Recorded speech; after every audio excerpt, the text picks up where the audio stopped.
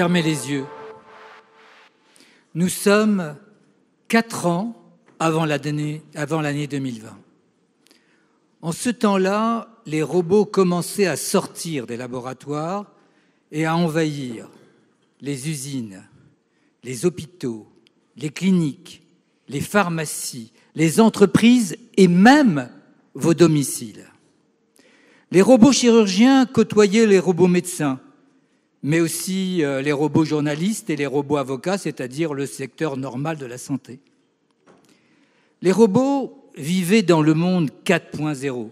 Le 3.0, c'est l'Internet des objets. Le 2.0, c'est les réseaux sociaux, le Jurassique du monde virtuel. Le 1.0, les anciens systèmes de communication de l'information en site web ou en commerce électronique. La sortie des robots marque l'avènement d'une nouvelle civilisation, selon moi, la robo-humanité. Je ne crois pas qu'on ira, comme certains le disent, vers une hyper-humanité. Je ne crois pas non plus au monde que décrit Laurent Alexandre.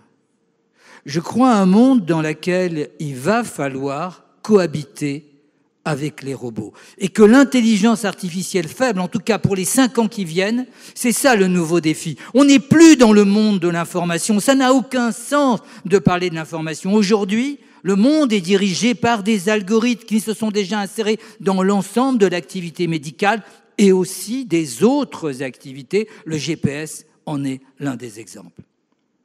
Je vous propose un voyage à travers ce nouveau monde, celui des années 2016, et je me place en 2020 pour essayer de revoir dans l'histoire ce que vous allez vivre.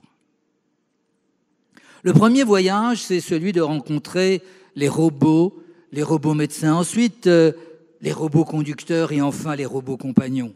Il fallait choisir quelques éléments de cette nouvelle espèce artificielle. Voyage avec les robots médecins.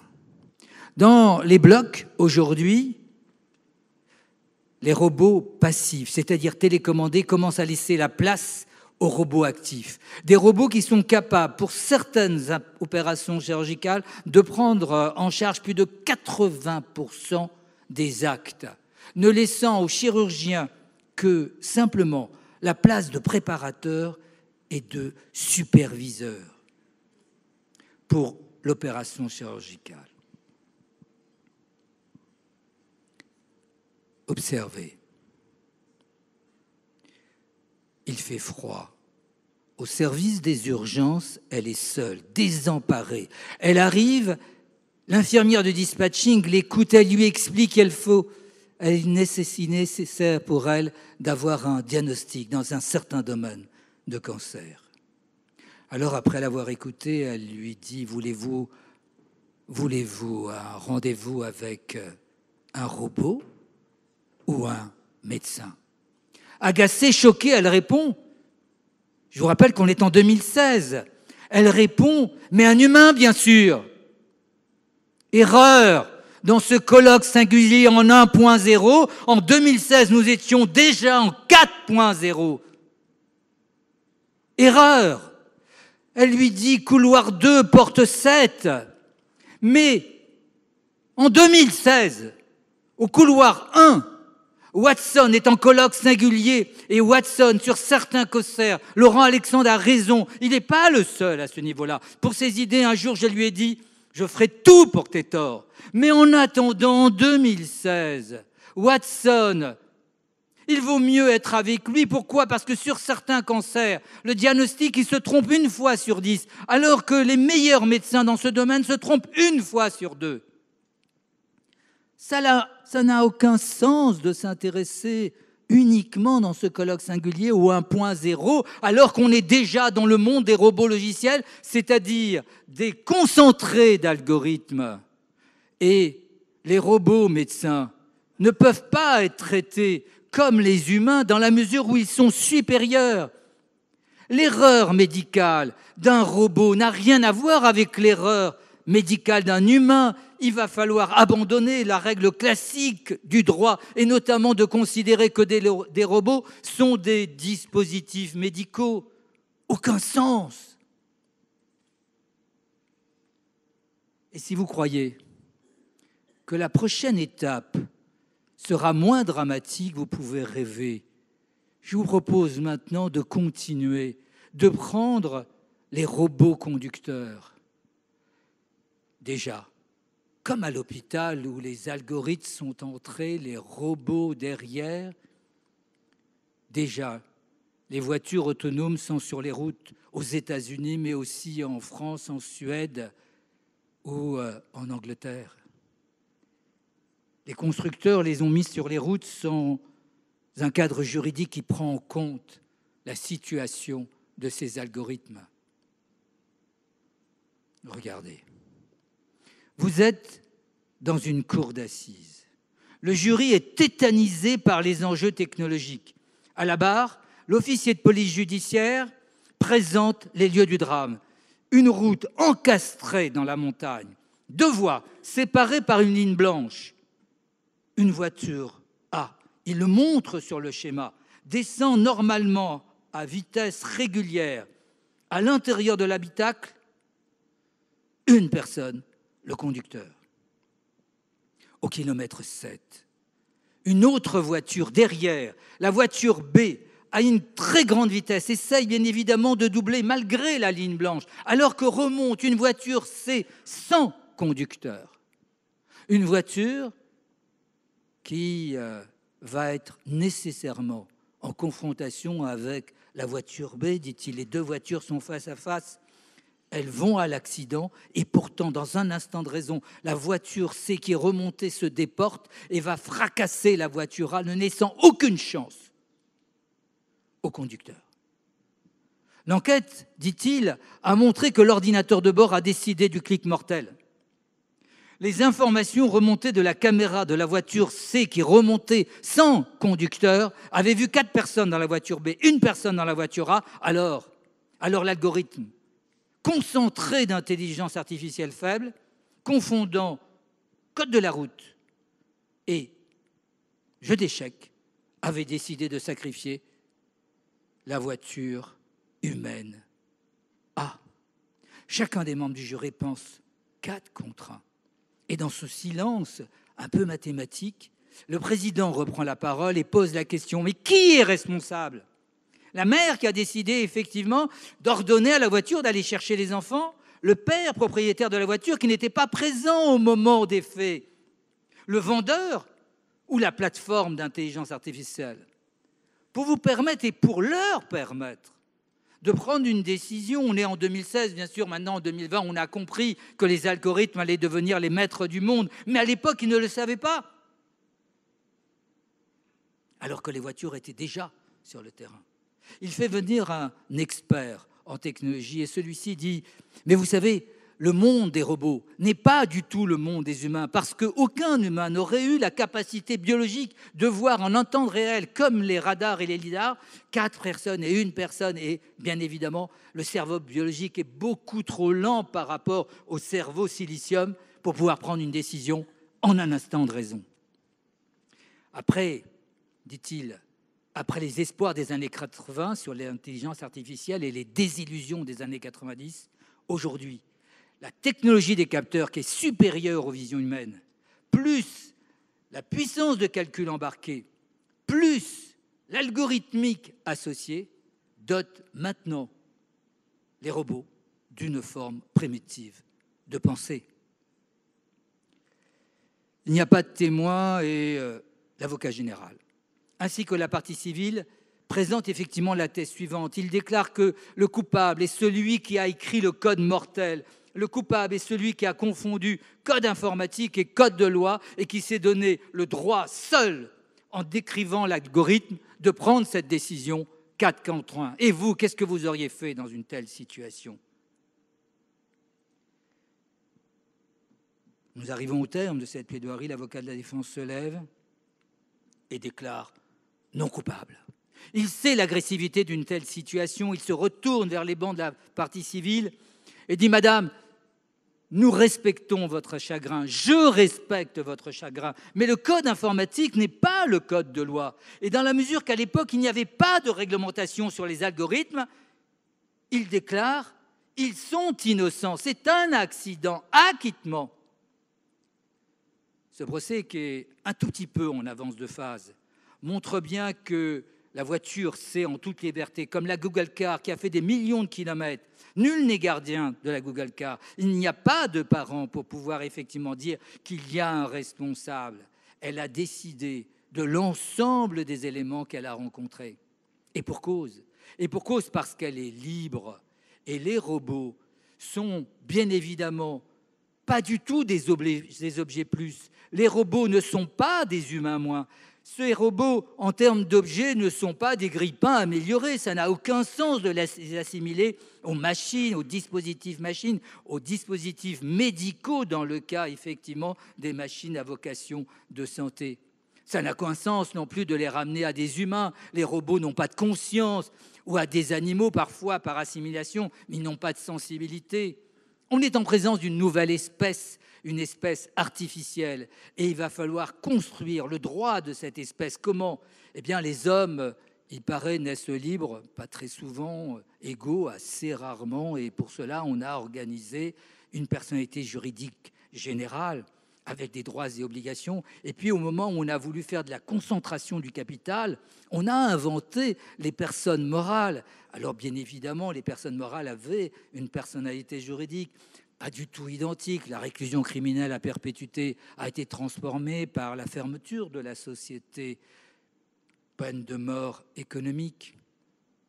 Personne physique, personnalité juridique générale, personne morale, personnalité juridique particulière.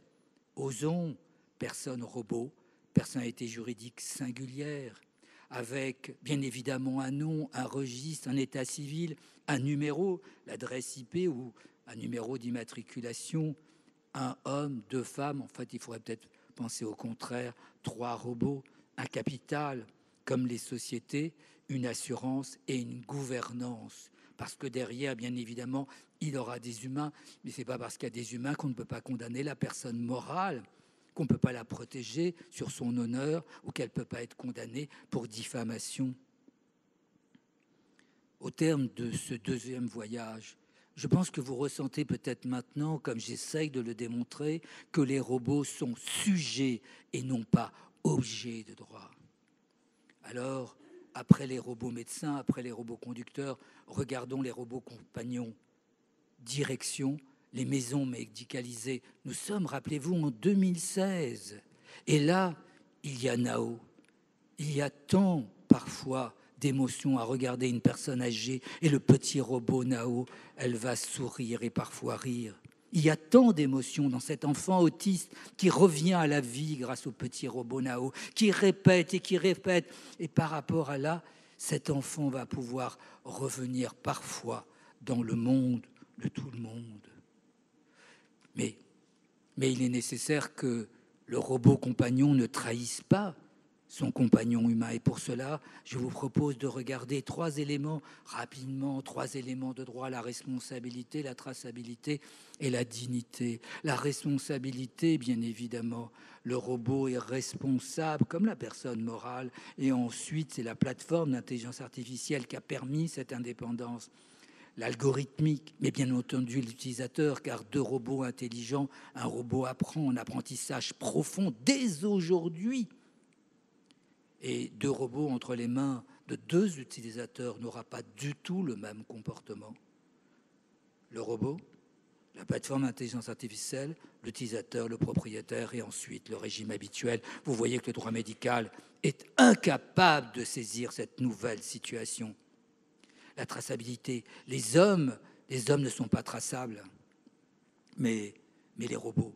C'est nécessaire d'enregistrer son histoire pour pouvoir effectivement demain mettre en place une responsabilité avant et après l'accident. Enfin, la dignité, oui, la dignité du robot, parce qu'il ne faudra pas effectivement que ce robot puisse trahir son compagnon humain, par exemple en entendant tout ce qui se passe dans la salle et en envoyant ces informations aux fournisseurs pour permettre ensuite, comme Siri, de recalculer par des algorithmes des réponses. Il faut nécessairement concevoir des robots éthiques by design. Je me bats pour ça. Et au terme de ce voyage, un peu dans la tradition d'Isaac Asimov, je vous propose avec vous de vous battre, de nous battre pour construire un monde demain où on puisse piloter les algorithmes et les robots associés. Parce que sans cela, il y aurait risque de barbarie. Ça pourrait être selon un code de coopération permettant d'organiser les robots et les humains dans une mixité telle que robot, tu ne porteras pas atteinte aux humains. Robot, tu n'obéiras pas à des humains qui veulent porter atteinte aux humains. Robot, tu seras responsable. Robot, tu enregistreras ton histoire. Robot, tu agiras avec dignité. Robot, bienvenue chez les humains.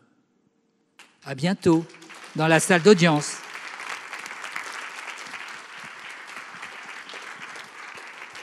À bientôt si les algorithmes vous laissent la place.